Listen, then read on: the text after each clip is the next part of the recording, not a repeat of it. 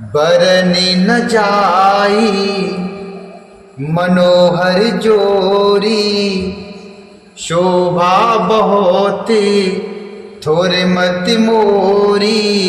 राम लखन सिय सुंदरताई, सब चित वही चित मन मत लाई। सब चित वही मत मन मत लाई।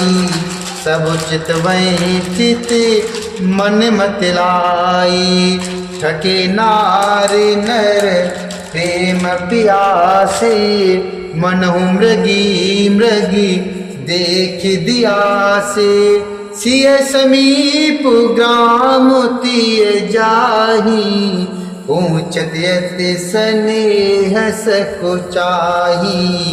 ऊंचत यति स्नेह सकुचाही।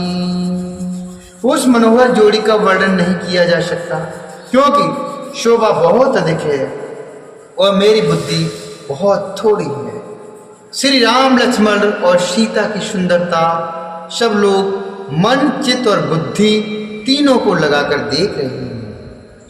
प्रेम के प्यासे वे गांव के स्त्री पुरुष इनके सौंदर्य माधुर्य की छटा देखकर ऐसे थकित रह गए जैसे दीपक को देखकर रिन्नी और हिरण निस्तब्ध रह जाते हैं। गांव की स्त्रियां सीता जी के पास जाती, परंतु अपने स्नेह के कारण अत्यंत स्नेह के कारण पूछते सकचाती हैं। बार बार सब लागहि पाए, कहे बचन मृदु सरल सुभाए। राजकुमारी विनय हम करही, तिय सुभाए कछु पूछत डरही। तिय सुभाए कछु पूछत डरही। बार बार सब उनके पांव लगती और सहज ही सीधे साधे कोमल वचन कहती हैं। हे राजकुमारी, हम विनती करती, कुछ निवेदन करना चाहती हैं, परंतु स्त्री स्वभाव के कारण कुछ पूछते ही हुए डरती हैं। स्वामिनी अभिनय क्षम भी हमारी, बिलगु न मानबो जान गवारी। बिलगु न मानबो जान गवारी। राजकुंवर दो सहज सलोने, इनते लई दुति मरकत सोने। राजकुंवर दो सहज सलोने, इनते लई दुति मरकत सोने। इनते लई दुति मरकत सोने। हे स्वामिनी, हमारी ढिठाई क्षमा कीजिएगा और हमको गंवारी जानकर बुरा ना मानिएगा। ये दोनों राजकुमार स्वभाव से ही लावण्यमय अर्थात परम सुंदर हैं। मरकतमणि अर्थात पन्ने और स्वर्ण ने कांति इन्हीं से पाई है। अर्थात मरकतमणि में और स्वर्ण में जो हरित और स्वर्ण वर्ण की आभा है, वह इनकी हरतावनील और स्वर्ण कांति के एक कण के बराबर नहीं है। श्यामल गौर किशोर बर, श्यामल गौर किशोर बर। सुंदर सुषुमायन, शरद सरवरी नाथ मुको। शरद सरोरुहनैन, शरद सरोरुहनैन। श्याम और गौर वर्ण हैं, सुंदर किशोर अवस्था है, दोनों ही परम सुंदर और शोभा के धाम हैं। शरद पूर्णिमा के चंद्रमा के समान इनके मुख और शरद ऋतु के कमल के समान इनके नेत्र हैं। मास पारायण 16वां विश्राम, नवान पारायण 4था विश्राम।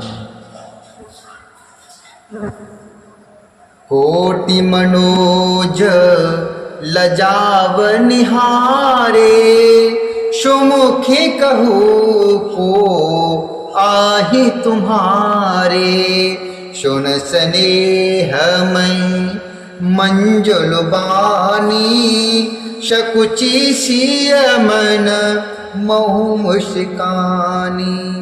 तीनहि बिलोकी बिलोकति धरणी दुहु सकोच सकु चति बरोबरनी सकुच सप्रेमा बालु मृगुनैनी बोली मधुर बचनु पिकुबैनी बोली मधुर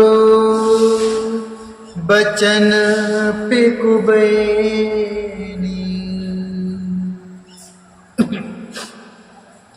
हे सुमुखी, कहो तो अपनी सुंदरता से करोड़ों कामदेवों को लजाने वाले ये तुम्हारे कौन हैं? उनकी ऐसी प्रेम में सुंदर वाणी सुनकर सीता जी सपचा गई और मन ही मन मुस्कुराई। उत्तम अर्थात गौर वर्ण वाली सीता जी उनको देखकर संकोचवश पृथ्वी की ओर देखती हैं। वे दोनों ओर के संकोच से सपचा रही हैं, अर्थात न बताने में ग्राम की स्त्रियों को दुख होने का संकोच है और बताने में लज्जा रूप संकोच, अर्थात हिरण के बच्चे के सदृश नेत्र वाली और कोकिलासी वाड़ी वाली सीता जी सपचा कर प्रेम सहित मधुर वचन बोली।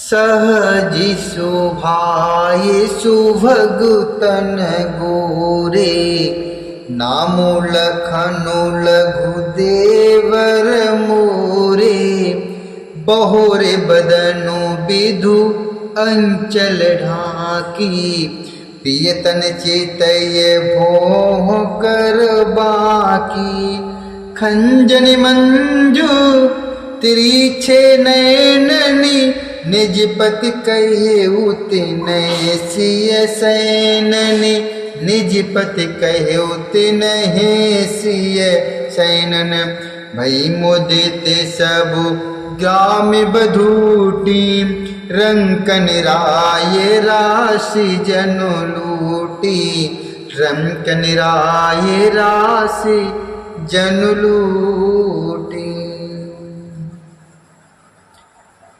ये जो सहज स्वभाव सुंदर और गोरे शरीर के हैं उनका नाम लक्ष्मण है। ये मेरे छोटे देवर हैं। फिर सीता जी ने लज्जावश अपने चंद्रमुख को आंचल से ढककर और प्रियतम श्री राम जी की ओर निहार कर भौं टेढ़ी करके खंजन पक्षी के से सुंदर नेत्रों को तिरछा करके सीता जी ने इशारे से उन्हें कहा कि ये श्री रामचंद्र जी मेरे पति हैं। यह जानकर गांव की सभी युवती स्त्रियां इस प्रकार आनंदित हुई मानो कंगालों ने धन की राशियां लूट ली। अतिश प्रेम शीय पाय परि अतिश प्रेम शीय पाय पर बहुविध देह शीशु सदा सुहागिन हो तुम जब लगु मही अहसीस। वे अत्यंत प्रेम से सीता जी के पैरों पड़कर बहुत प्रकार से आशीष देती हैं, शुभकामना करती हैं कि जब तक शेष जी के सिर पर पृथ्वी रहे तब तक तुम सदा सुहागिन बनी रहो। पार्वती शम पतु प्रिय हो देवे ना हम पर